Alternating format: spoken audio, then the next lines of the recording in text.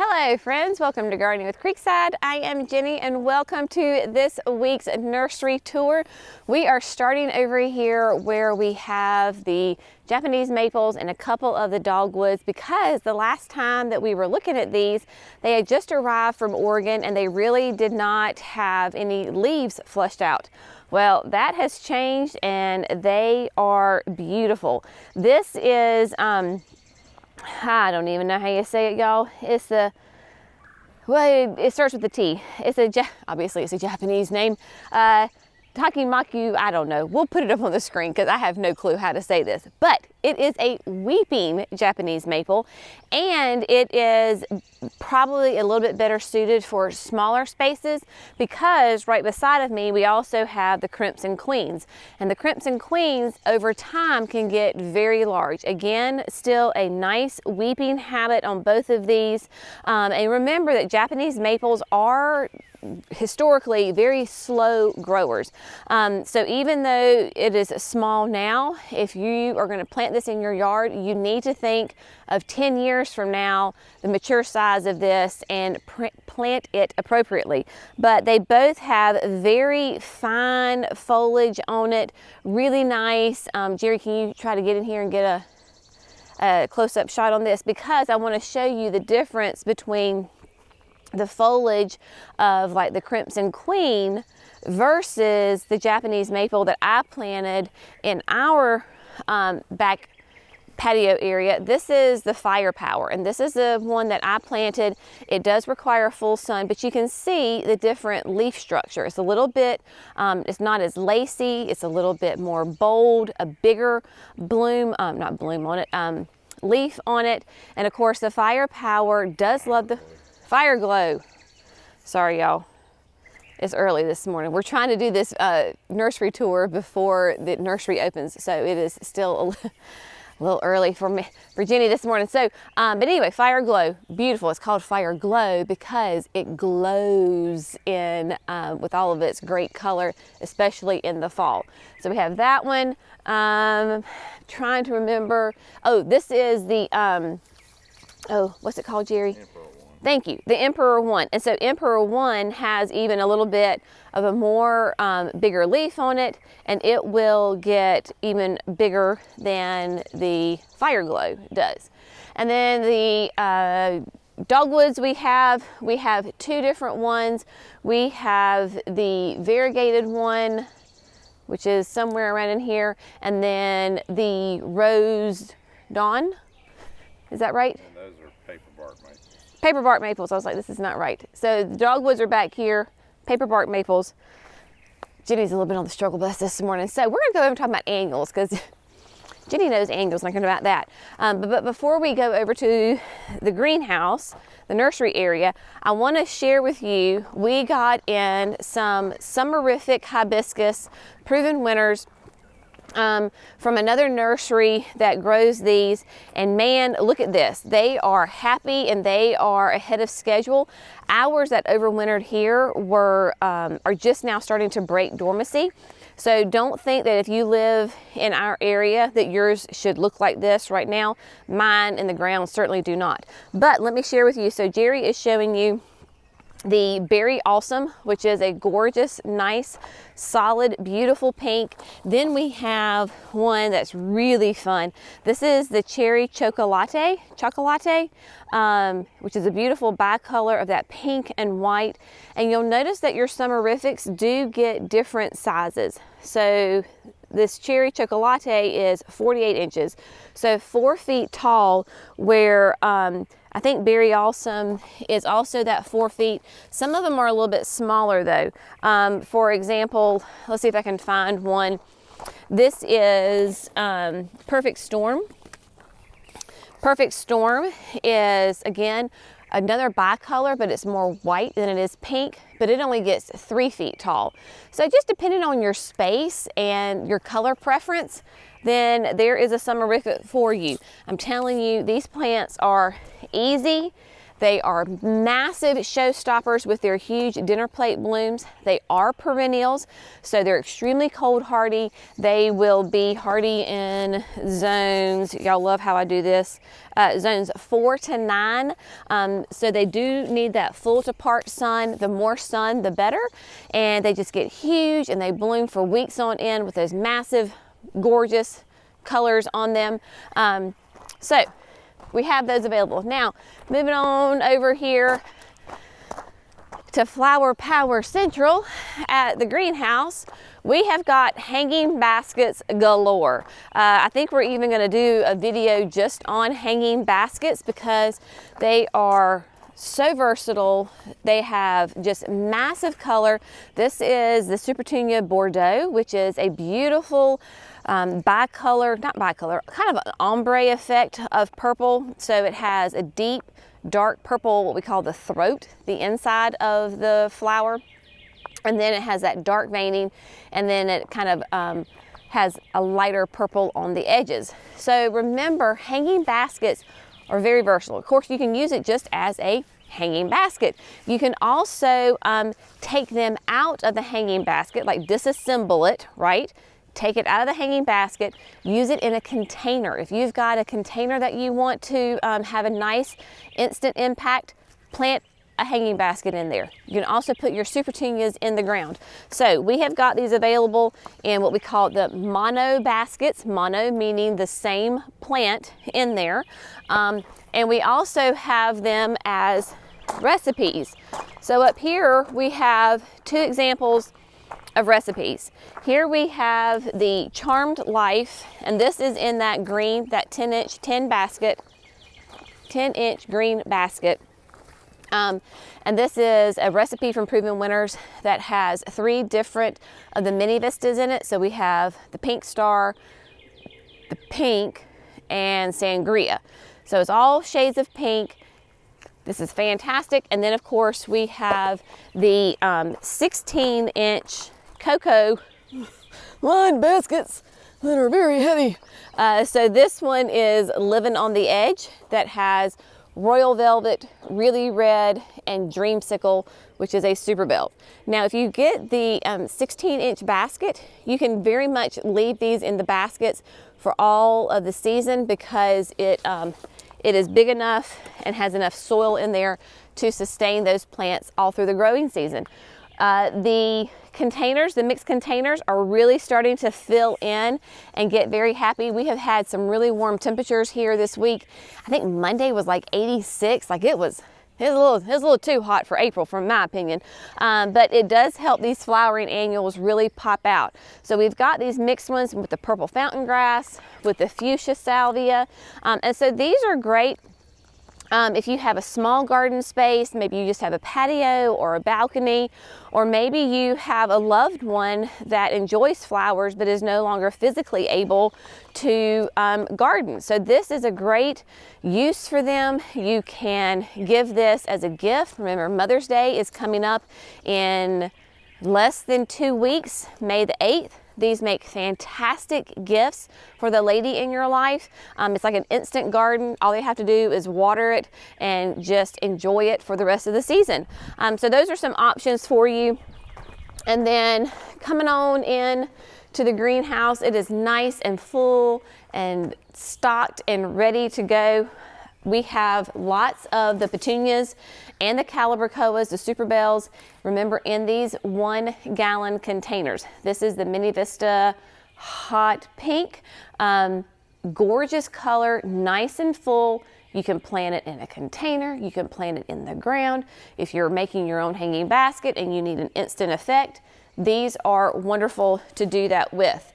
Hummingbirds. Hummingbirds are here, and man, they are just having the best time, not only in this greenhouse, because they come in the greenhouse all the time, but even at our house. They are just, every day I see more and more. If you are looking to attract hummingbirds to your garden, Vermillionaire is probably my #1 recommendation for attracting hummingbirds, because it is just this continuous display of these really hot orange blooms. They don't get much bigger than those little tubes. That's it. but it's perfect for the hummingbirds to stick their little beaks in there. They can get all that great nectar from it, and not only do the hummingbirds like it, but it's interesting that I really found that the pollinators love them.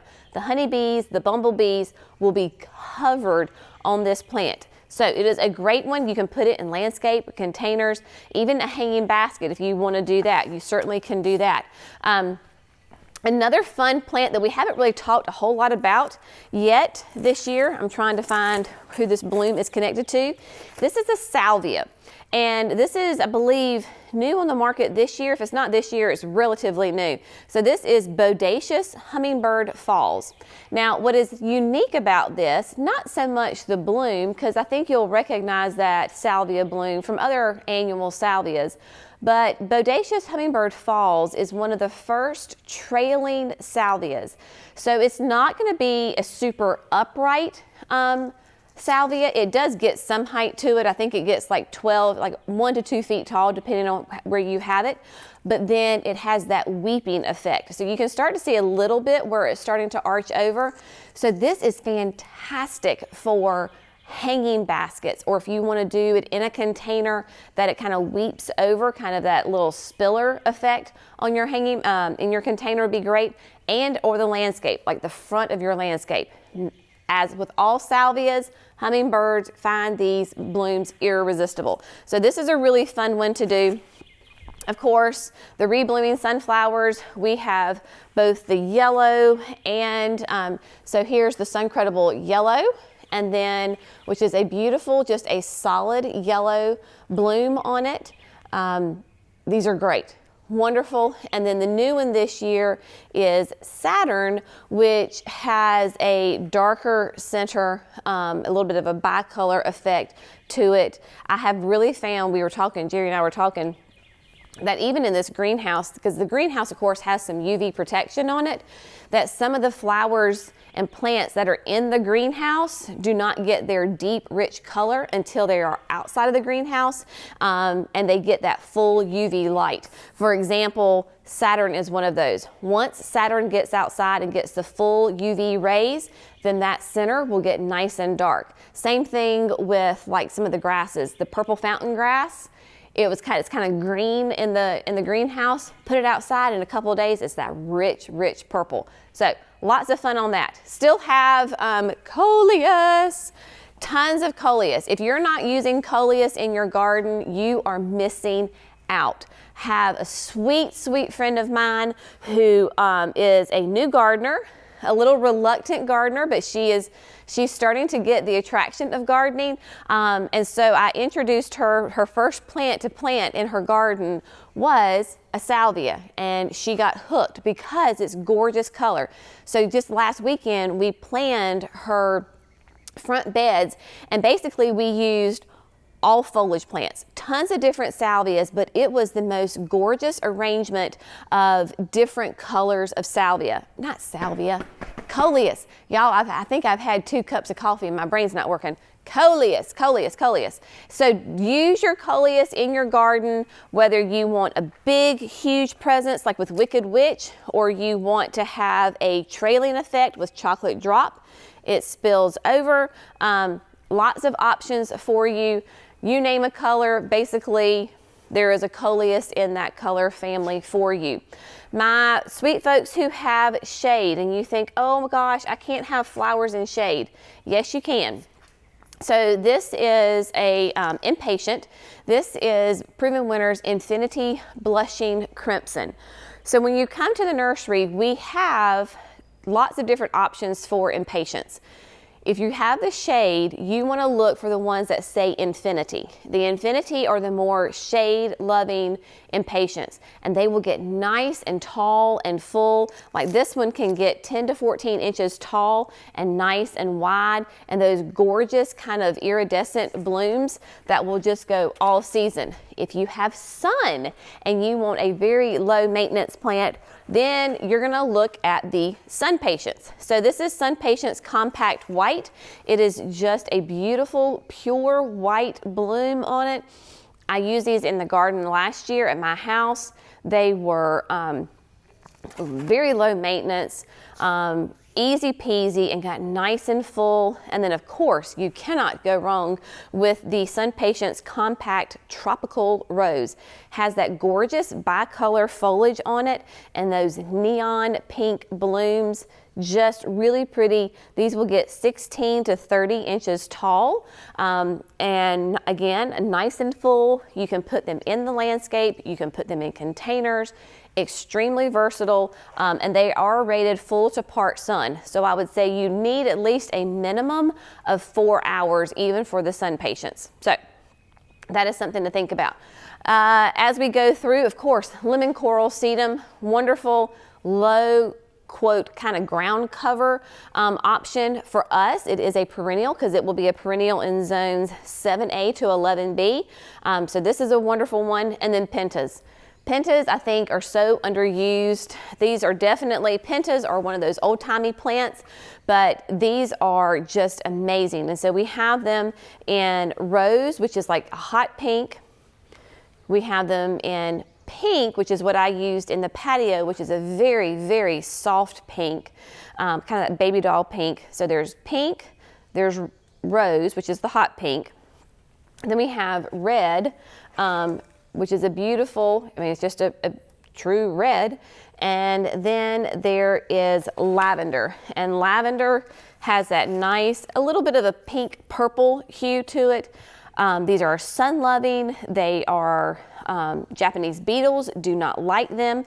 Aphids were not on them. And they will get nice and big, massive pollinator attractor, hummingbirds, butterflies, all the things that we want in our garden are here. So let's move on over. There's just so much. This garden tour, nursery tour could be very long. Verbenas, we have not really talked about verbenas, I don't think, very much. Verbenas are, man, again, a great, if you're looking to cover a lot of space on the ground with lots of flower power, verbenas are a great option. This is Superbina Whiteout. So all of Proven Winners verbenas are called Superbinas. This is Whiteout. I think Whiteout is perhaps one of the most vigorous of the Superbinas. And again, it is just a beautiful, pure white bloom. These are rated as full to part sun. They're not going to get super tall, but they're going to spread. And just wonderful, like I said, as a ground cover, hanging baskets, or like window boxes. I've used them in window boxes before. So we have white. Look at this red. This is the Superbina Royale Romance. Really deep, rich red, stunning. Really nice. So we have that. Then we have over here some other fun ones. This is always such a massively popular color. This is the Superbina Sparkling Amethyst. Is that not just a beautiful color with that? You've got white, you've got a light lavender, and then a dark purple center. Fantastic. So pretty. All these are in gallons.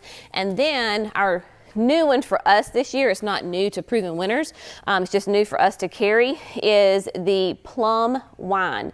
I love this because it reminds me of that same kind of color as the ultraviolet phlox.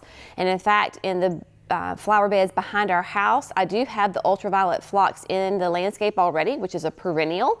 And so I'm going to add the verbena in there, have that same color but different effect because it'll be low and wide. So these colors will complement each other really nicely in the landscape and do fun things. Love it. If you're looking for a huge presence of a grass, you cannot go wrong with Vertigo. So Vertigo is one of the largest annual purple fountain grasses. And so see what I'm talking about, how it's still a lot of green? If we had this outside in the full sun, it would be almost black. And so Vertigo will get huge. The more water you give it, the bigger it gets. We've had them in the landscape before at the house, and by the end of the season, they are taller than me. So nice, fast growers if you are looking to have some like a privacy screen in the summertime. Like a lot of times people around their pools, they just need that privacy kind of in the summer because, you know, they're not normally out swimming in the wintertime. Vertigo is a great option. If you're not already, or maybe you already have some trees planted, but you need something to fill in, Vertigo is an amazing plant to try that for. Oh, Jerry, come show them the, these Saturns are showing nice, deep, rich color on them. So that's really fun. And then, look at that. Just a whole different look. Now, if your sunflowers, as the flowers fade, you can certainly go ahead and take those off. You don't have to. So you don't have to deadhead, but if you want to clean up your plant, you can just cut them off right there and they will be fine. Oh, Jerry, here we go. I forgot about this. It was on the wrong side, or not on the wrong side. I was on the wrong side. One more verbena that I'm going to show you. So this is Sparkling Rosé. Where we had Sparkling Amethyst, this is Rosé, just the pink version, right? So the white, the light pink, and then the hot pink in the middle. So pretty, very nice. And we have not talked about these guys down here. So let me show you these beautiful, I call them, this definitely qualifies as the beautiful beast plant. This is the black-eyed Susan vines. And this is lemon appeal. Jerry's showing you the tangerine appeal, I believe. So there's tangerine, then there's lemon, and then we have coconut. So these are fantastic vines that are annuals. They are sterile, so they're not going to drop seeds. I made the mistake years ago of planting one that did drop seeds, and for years I was pulling out little baby seedlings out of my garden. But again, if you're looking for something to climb, cover for the season, man, these are the plants for you because they will climb anything. When I say anything, I mean anything. And then this is the new one this year is Coconut Appeal, which is a beautiful creamy white, and then the throat is actually purple, but it looks black. I am going to use this. I'm going to put 2 of them on our garden shed. So if you remember on our patio, right, we have the garden shed right behind those new flower beds, and that's where we keep our lawnmower underneath there. And it can be a little unsightly because you can see right through it. So I'm going to plant only 2 of these on that the chicken wire, because it used to be a chicken run, and by the end of the season, like these 2 of them will cover that entire thing. So they are super vigorous, but like again, I said, if you need them to cover something, they will cover it. Let's see, you want to go out to Jerry's saying wrap it up. Oh, Dahlias, come on over here because we haven't talked about these at all.